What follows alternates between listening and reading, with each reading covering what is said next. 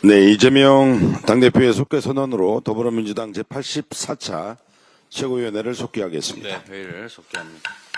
먼저 이재명 당대표의 모두 발언이 있겠습니다.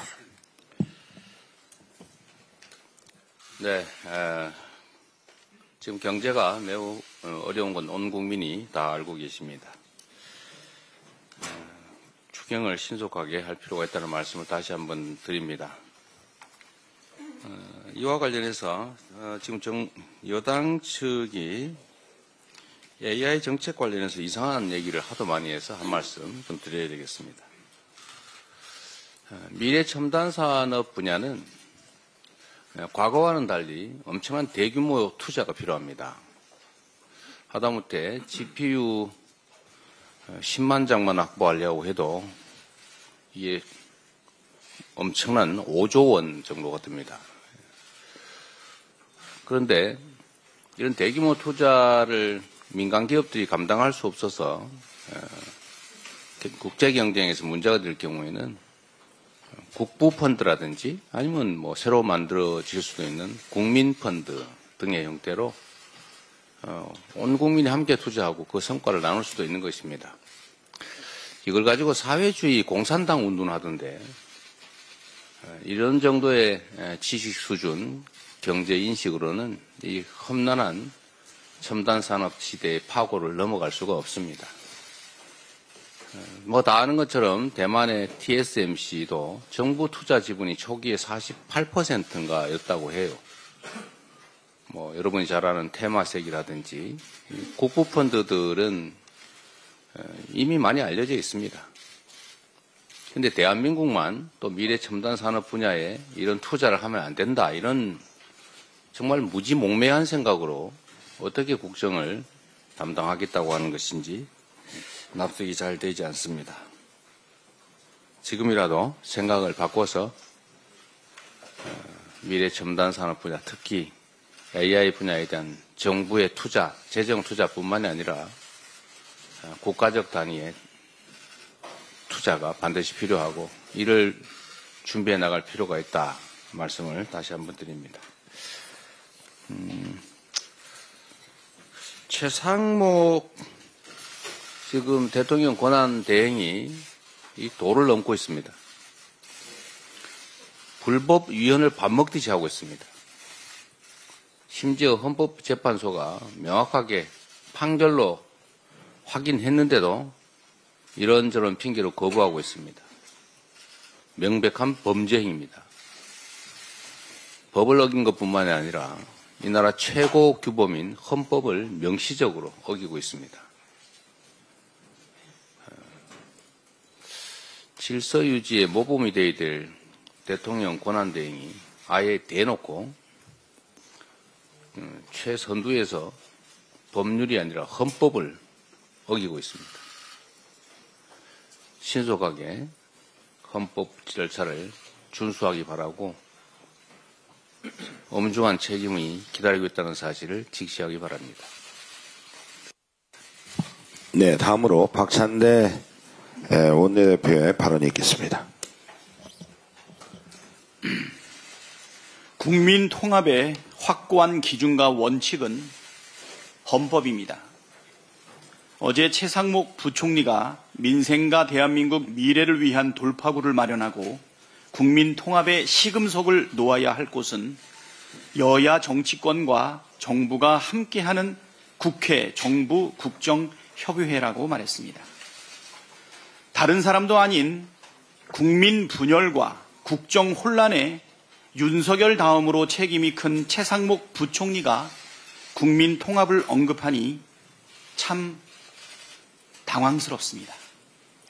국민 통합은 정부와 여야 정치권이 헌법을 준수할 때 가능합니다. 대한민국의 최고 규범인 헌법을 부정하는 것은 대한민국이라는 공동체를 인정하지 않는 것입니다. 헌법을 부정하면서 국민 통합을 말하는 것은 암세포도 생명이라는 말처럼 황당한 얘기입니다. 그런데 현실은 어떻습니까?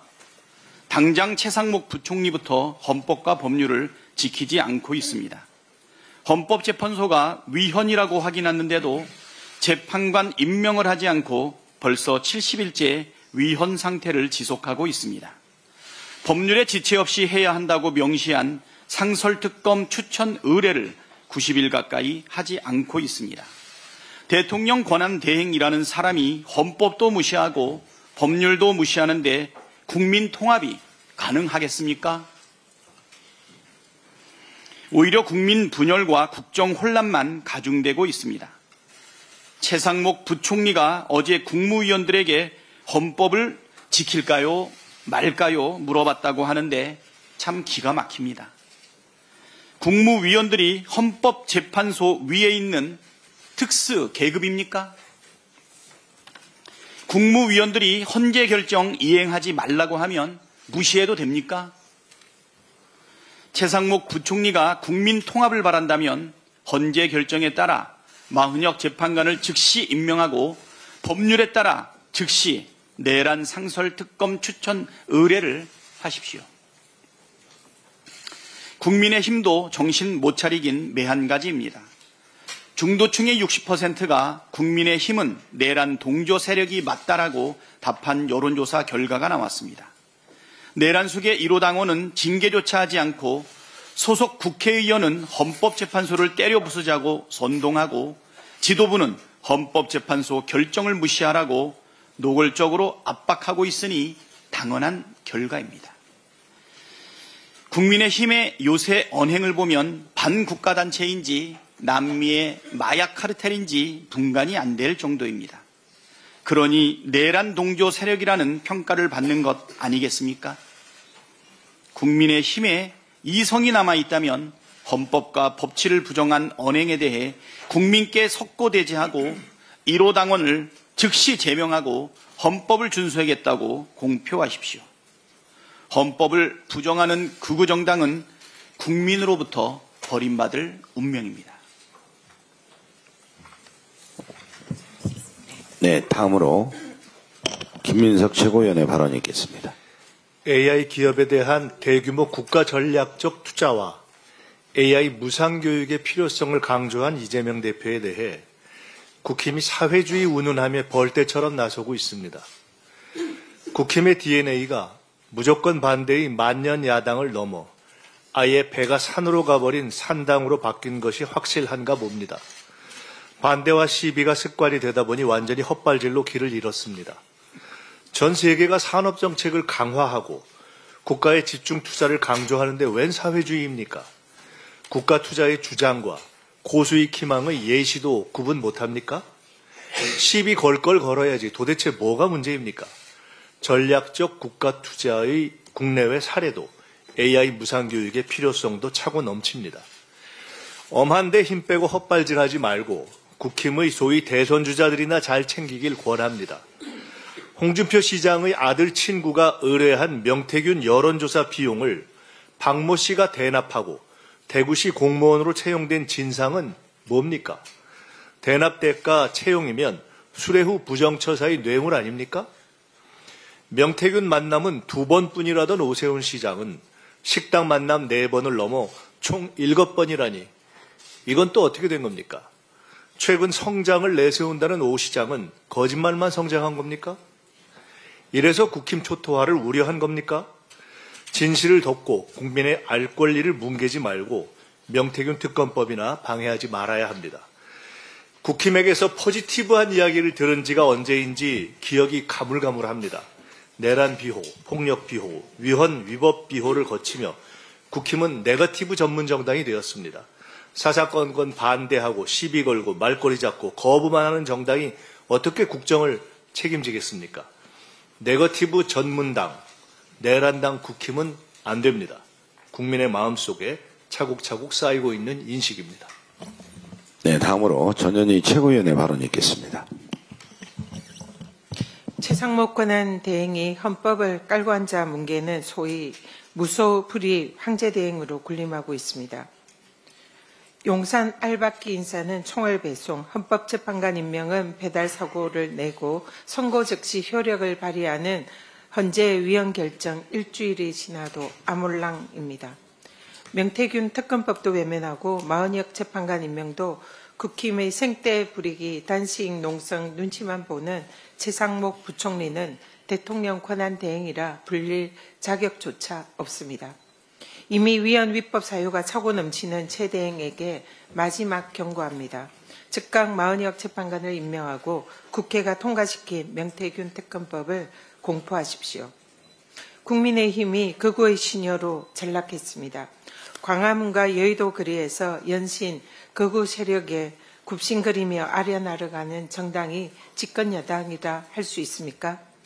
계엄 해제 표결에는 불참하고 내란 수계 탄핵 반대하고 사법부와 헌법기관 급박도 모자라서 이제는 아예 헌재를 쳐부수자는 국힘은 이제 스스로 극우의 힘, 내란의 힘 당이 되었습니다. 헌재 폐지 운운하며 쌍전 극우 선동가에 참 고맙다는 홍준표 시장의 극우 커밍아웃도 참 고맙습니다. 내친김에 참 고마운 자유통일당 후보로 출마하시길 권유드립니다. 삼부 토건 100억대의 시세차익 주가 조작 의혹이 금감원 발로 재부상하고 있습니다. 작년에 최혜병 구명로비 청문회 때에 도이치모터스 주가 조작범 이종호 블랙펄 인베스먼트 대표 카톡 대화방에 삼부 토건의 주가 조작 단서가 드러난 바 있습니다. 뒤늦은 금감원의 대응도 참으로 유감입니다. 윤석열 정권의 우크라이나 재건 사업을 활용한 주가 조작이 사실이라면 이는 명백한 국정농단입니다. 삼부 토건가는 가족이라는 김건희의 그림자도 어른거리고 있습니다. 특검을 통한 진상 규명만이 정답입니다. 대통령의 불소추 특권으로 기존 재판은 중단된다라는 제 설명에 대해서 궤변이다라고 억지서는 권성동 원내대표, 한동훈 전 대표와 주진우 의원 등의 검사 출신 의원들은 헌법교과서는 보지 않고 사법시험을 찾는가 봅니다. 그럴 줄 알고 헌법교과서를 다 찾아봤습니다. PPT 한번 보시죠.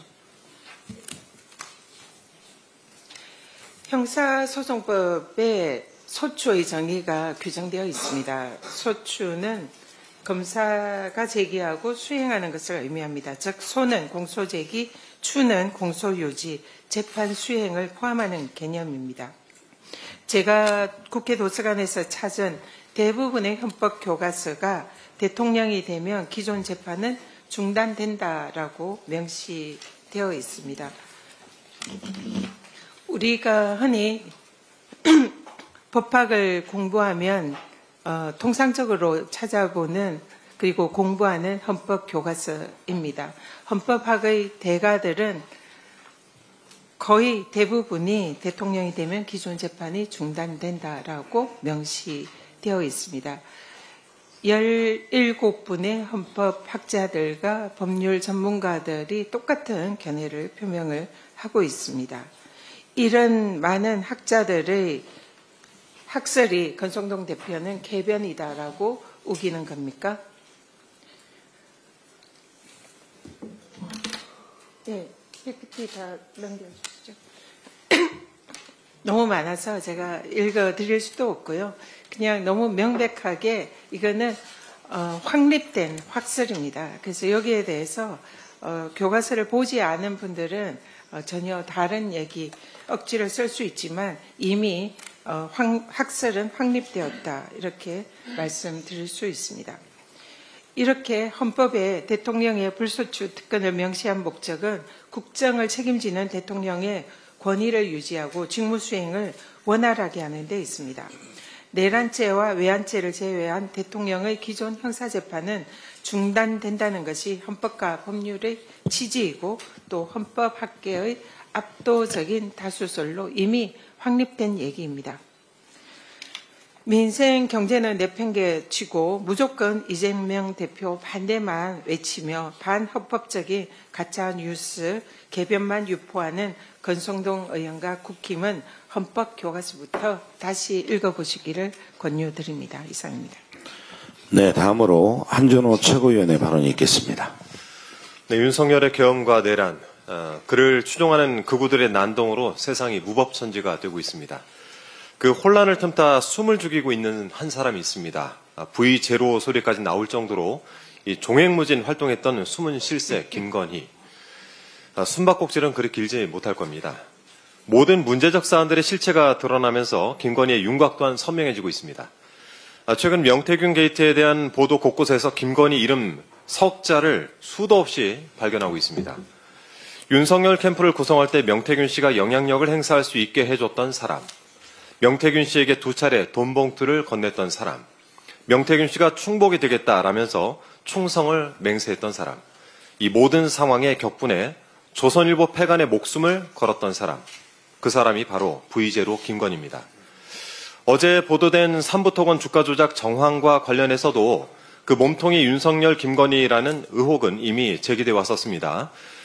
금융감독원이 삼부토건 대주주 일가와 경영진의 주가 조작 정황을 포착했다고 합니다. 그 시세 차익이 100억 원대에 달한다는데 주가 급등 시기에 주식을 처분해서 차익을 얻는 방식으로 얻었던 것으로 밝혀지고 있습니다. 그렇다면 관건은 그 주가를 어떻게 끌어올렸는가에 있을 텐데요. 정부에서 추진했던 우크라이나 재건 사업이 주가 견인에 큰 역할을 했다는 주장이 이미 제기된 바가 있습니다. 의혹의 경위는 이렇습니다. 2023년 5월 14일 김건희 계좌 관리인으로 알려진 이종호 블랙펄 인베스트먼트 전 대표가 멋진 해병 단톡방에서 3부 내일 체크하고 라는 메시지를 남겼습니다. 그로부터 이틀 뒤 16일 윤석열 김건희 내외가 우크라이나 영부인 젤렌스카 여사를 만났습니다. 그 다음 날인 17일 추경호 당시 경제부총리가 한 우크라이나 양국 간 공여협정에 가서명했습니다. 그로부터 5일 뒤인 22일 원희룡 당시 국토부 장관이 폴란드에서 열린 글로벌 우크라이나 재건 포럼에서 축사를 하는데요. 당시 삼부토건은 이 포럼에 자사 임원진이 참석했다라고 발표를 한 바가 있습니다. 당시 원희룡 전 장관의 공무국외 출장 결과 보고서 이 관련된 자료를 제가 지난해 8월에 제출받아서 보유를 하고 있습니다. 이 서면 답변서에 따르면 원 전 장관 측은 당시 민간 컨퍼런스에서 단순히 축사를 했을 뿐이다 라고 설명을 합니다. 그런데 출장 결과 보고서에서 나와 있듯이 우크라이나 재건을 위해서 한국 기업과 공공기관이 참여할 수 있도록 정부 차원의 지원을 추진하겠다라고 원 장관이 공언을 했습니다. 삼부토건 주가가 뛸 수밖에 없는 시그널을 당시 원희룡 장관을 비롯한 정부가 준 것입니다. 윤석열 정부가 대대적으로 나섰던 우크라이나 재건 사업에 삼부토건이 숟가락을 얹어서 주가를 띄웠는데 이 일련의 일들이 일어나기 전 김건희 계좌 관리인이었던 자가 단톡방에서 3부 체크를 말했습니다. 이쯤 되면 삼부토건의 주가 조작 몸통으로 윤석열, 김건희 내외가 지목되는 것은 매우 당연한 일입니다. 또다시 주가 조작에 연루된 김건희에 대해서 대대적인 수사와 조사가 반드시 필요하겠죠. 우연이 반복되면 필연이 되고 실수가 반복되면 고의가 됩니다. 수많은 의혹들의 정점에 김건희가 서 있는데 언제까지 도망치고 숨을 수 있겠습니까? 김건희에 대한 특검은 국정농단의 실체를 규명하고 단죄하는 시작점이 될 것입니다. 이상입니다. 네, 다음으로 김병주 최고위원의 발언이 있겠습니다. 미국이 우크라이나에 대한 군사 원조 전면 중단했습니다. 트럼프 미국 대통령이 젤렌스키 우크라이나 대통령과 이른바 백악관 언쟁을 벌인 뒤 나온 조치입니다. 트럼프가 젤렌스키의 숨통을 무자비하게 조이는 모습입니다. 표면적으로는 러시아 우크라이나 전쟁에 더 이상 미국의 돈을 쓰지 않겠다는 겁니다. 그동안 쓴 돈도 이자를 더해 돌려받겠다는 의도입니다. 그러나 그 뒤에는 더 큰 변화의 움직임이 일고 있습니다. 바로 미국의 외교 전략 변화입니다. 미국은 러시아와 협력을 강화해 중국을 견제하고자 합니다. 이른바 러시아인 차이나다운입니다. 러시아를 끌어들여 중국을 약화시키겠다는 겁니다. 이는 미국의 이익을 극대화하려는 미국 우선주의와 연결됩니다. 미국은 러시아와 우주협력, 광물협력, 북극 항로협력을 추진하고 있습니다. 우리가 눈여겨볼 지점은 북극 항로 협력입니다. 북극 항로와 기존 항로를 비교해 보겠습니다. 북극해를 이용하면 약 7,000km 거리를 단축할 수가 있습니다.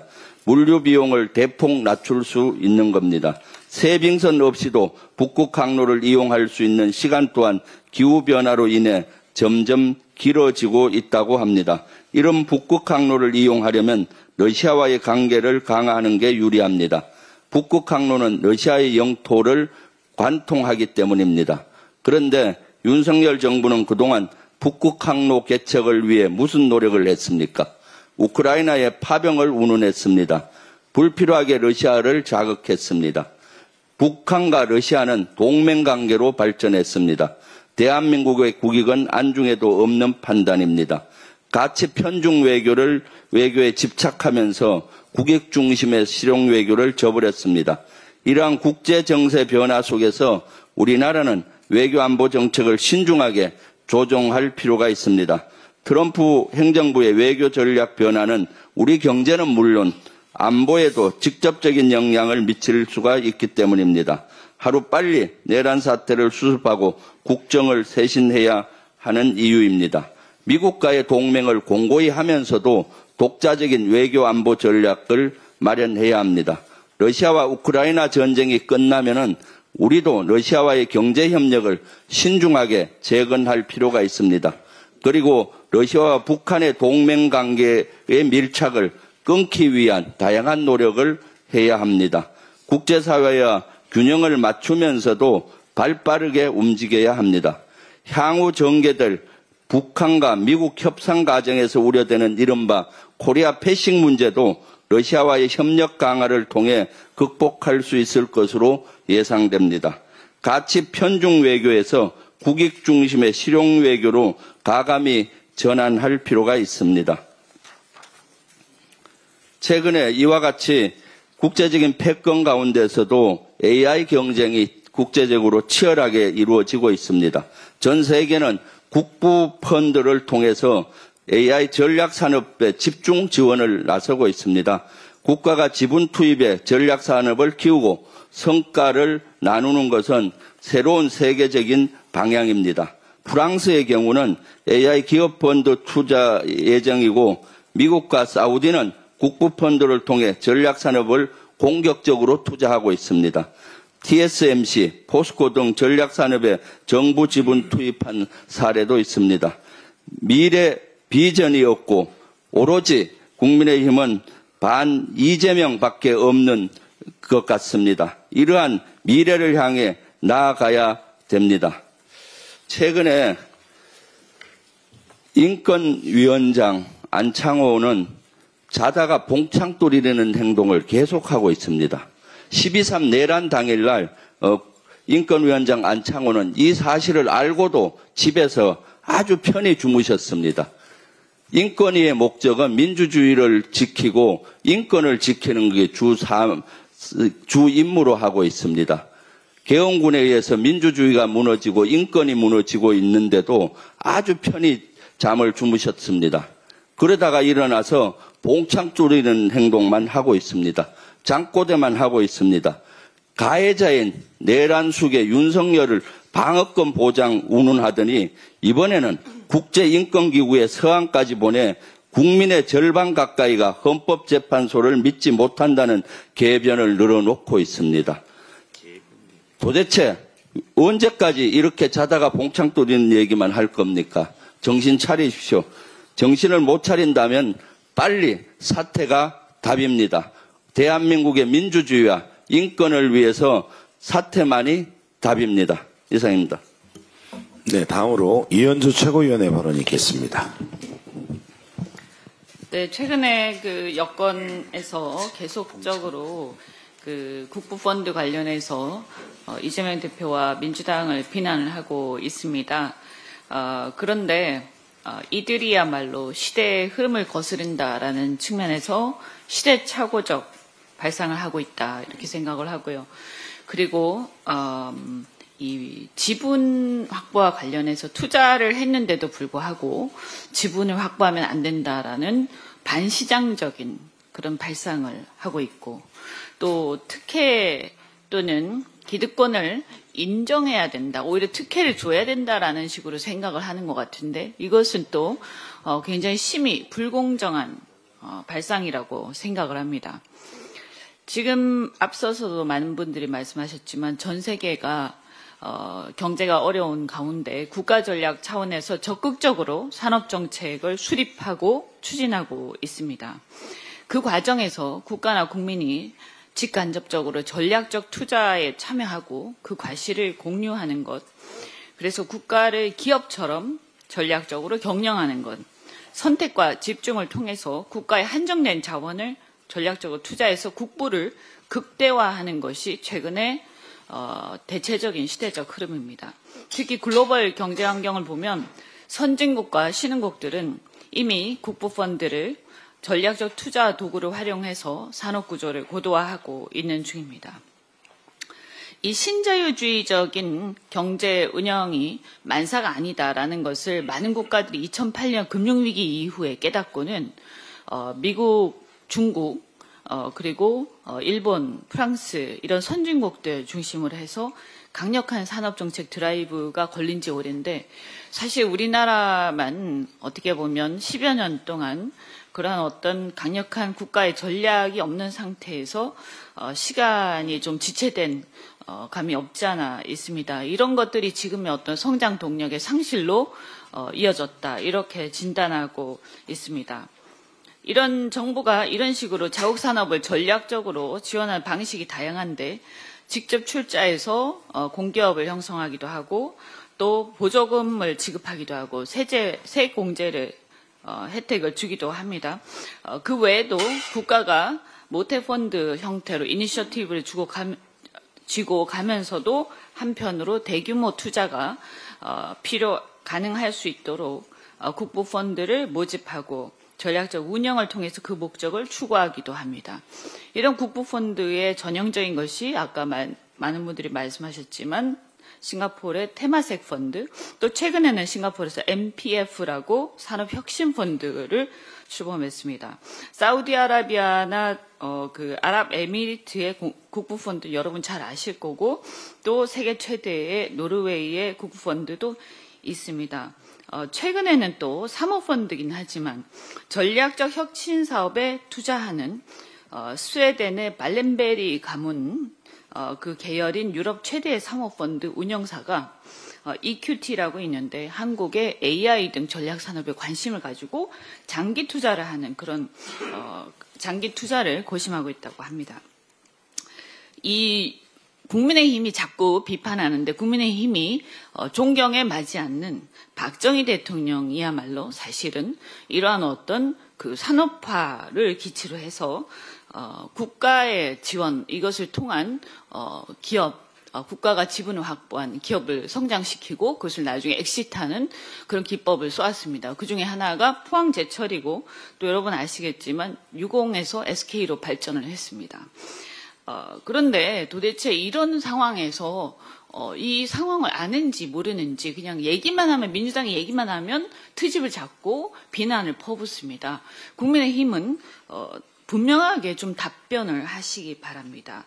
특정 기업에 대해서 무상으로 지원해 주는 게 맞단 말인지 그리고 국가가 전략산업에 투자하고 지분 확보하는 게 잘못됐다는 것인지 그래서 그 이익을 국가 국민들이 함께 공유하겠다는 것이 잘못됐다면 공유 안 하고 그러면 계속해서 그 지원에서 먹튀하도록 놔두는 게 맞다는 것인지 답변을 하시기 바랍니다. 이미 좌우 이데올로기 시대가 가고 생존 이데올로기 시대가 도래했습니다. 철진한 좌우 이데올로기 그리고 미국에서도 이미 한물간 자유방임주의에 젖어서 무작정 비난만 해대는 것은 무지의 소치라고 생각합니다. 계엄으로 나라가 엉망이 되어서 국민들이 걱정이 태산입니다. 상대 흠집 내기에만 열 올리지 말고 나라 경제를 살리는데 지혜를 모아야 할 때라고 생각합니다. 오늘과 내일 민주당 미래경제성장전략위원회 그리고 산자위 의원들 해서 이틀간 거제, 창원 등 경남 지역의 조선, 철강, 기계, 방산업체 등을 방문할 예정입니다. 현장 상황 파악하고 애로사항 경청해서 정책 대안을 마련하고 관세와 경제 위기 대응책을 모색하겠습니다. 그리고 내일은 또 대표께서 북극 항로 관련해서 부산에서 간담회 하는데도 합류해서 함께하겠습니다. 이상입니다. 네, 마지막으로 홍성국 최고위원의 발언이 있겠습니다. 올해 들어서 수출이 정말 심각해졌습니다. 우리는 내수만 쳐다보고 있었지만 수출 내용을 보니까 심각한데요. 2월 수출이 1% 약간 늘었습니다. 그런데 설 연휴라는 특수성이 있습니다. 그래서 1, 2월을 합산해서 보게 되면은 올 들어서 수출이 지난해에 비해서 3.3%가 줄었는데요. 더 중요한 상황 중에 하나는 지난해 수출을 이끌었던 반도체 부분에서 하루에 한 5억에서 6억 달러 정도 수출하다가 지난달에는 하루에 4.4억 달러로 확 줄었습니다. 이게 뭐 경기 문제, 뭐 무역 제재 문제 이런 것도 있을 수 있겠지만은 중국의 반도체가 이만큼 따라왔다라는 굉장히 중요한 의미가 있습니다. 또 하나 국내 언론에서 보도는 안 됐지만은 1월 달에 미국의 수입이 사상 최대였습니다. 수입 증가율이 전년 동기 대비 25%나 늘어났고 무역수지 적자가 1,533억이나 됐습니다. 그런데 이 기간에 우리나라의 대미 수출은 마이너스였습니다. 이게 왜 그러냐면 트럼프 행정부가 출범해서 이제 관세를 올리는 전쟁이 온다니까 미리 사재기 들어간 측면도 있고 하지만은 한국은 전혀 이미 동참하지 못하고 있다라는 것을 보여주고 있는 것이고요. 중국은 이구안신 정책이라고 해서 가전이라든가 생활 소비재들에 대해서 소비를 하게 되면 정부가 보조금도 지급하면은 간접적으로 우리나라 수출에는 과거에는 영향을 줬는데 아무 소식 없이 그냥 마이너스였습니다. 한국의 수출이 근본적으로 어렵다는 것을 보여주는 두 가지 사례로 볼 수 있다고 생각됩니다. 이런 상태가 유지된다고 하면은 내수는 어려운 것이고 수출마저 마이너스가 나게 되면은 올해 벚꽃 필 무렵 장미꽃 필 무렵에 한국 경제는 너무도 어려운 상황이 되지 않을까는 누구나 의심하지 않을 수 없는 그런 상황입니다. 그래서 지금 이런 상황임에도 불구하고 산자부 보도자료에 뭐라고 썼냐면은요. 2월에는 주춤했던 수출이 반등하면서 수출 플러스와 무역수지 흑자를 동시에 달성하였다라고 자랑했습니다. 정말 한심하게 이를 데 없습니다. 이런 식으로 계속 가면 바로 이 순간이 한국의 피크 코리아가 되지 않을까라고 생각합니다. 바로 이 점이 윤석열 파면의 경제적 이유이기도 합니다. 엔비디아 논쟁에 대해서 많은 분들이 말씀하시는데 다른 거 몇 가지만 더 좀 추가로 좀 말씀을 드리면은요. 많은 자금과 많은 기술과 국가적인 산업 동력을 AI에 투자해야 되는데 우리가 늦었다는 것에 대해서 우리 국민들이 다 인지하고 있습니다. 그러나 지금 반도체나 AI는 이게 국가 총력전이라는 용어를 써야 됩니다. 국가 대항전이라고도 용어를 써야 되고요. 거의 전면전이 붙고 있는 이런 상황입니다. 어떤 방법이든지 놓쳐서는 안 되고 어느 국가나 이현주 최고께서 말씀하셨지만은 정부, 민간, 국부펀드, 금융기관, 기업들은 이로 말할 수도 없고요. 미국이 만든다는 AI 데이터 센터 스타게이트가 무려 1조 달러가 들어간다는 투자 계획을 잡고 있습니다. 미국도 1조 달러 마련할 수가 없어요. 쉽지 않습니다. 그러니까 많은 기업과 연방정부까지 개입해서 하고 있는 국가 대항전입니다. 그래서 앞으로 우리 입장에서는 국가가 더 많이 개입을 해야 되고 또 우리가 아까 포스코 사례가 있지만 YS 정부 때 한전과 KT를 민영화하면서 국민주의 형식으로 팔았던 거 기억나실 겁니다. 국민들한테 자산 증식의 기회를 주고 중산층을 육성할 때도 이런 국민들이 일정 지분을 갖고 있게 되면은 훨씬 용이한 정책이 되고 또 국민들이 우리 기업을 사랑하게 되는 기반이 되기 때문에 이런 형태의 정책은 YS 정부에서도 박정희 정부에서도 전두환 정부에서도 다 했던 일입니다.